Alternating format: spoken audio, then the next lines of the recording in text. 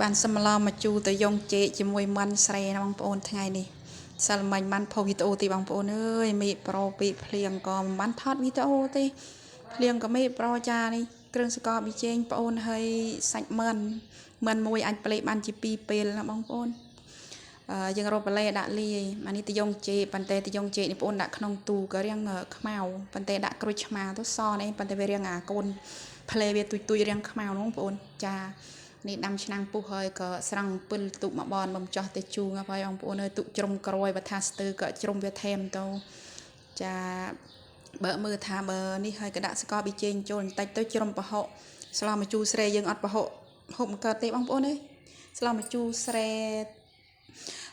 យ៉ងចេកមកជូរសាច់មិនបងប្អូនចាបងលក់ជីឆ្ងាញ់ណាស់បងប្អូនអើយខានហូបស្លោមជូរយូរដែលផ្ដាសាយក៏ក្រៀមក្រោះរាល់ថ្ងៃចានេះឆ្អិនណាបងប្អូនស្លោមកជូរតយ៉ងចេកនិងសាច់មិនចានេះឆ្អិនហើយនេះថ្លើមសម្រាប់អ្នកស្លោហើយបងប្អូនអត់តែគ្រឿងក្នុងឆ្អិនមុនគេហើយខ្ញុំនិយាយលេងសើចទេបងប្អូនអត់តែបានសប្បាយចាអរគុណច្រើនជម្រាបលា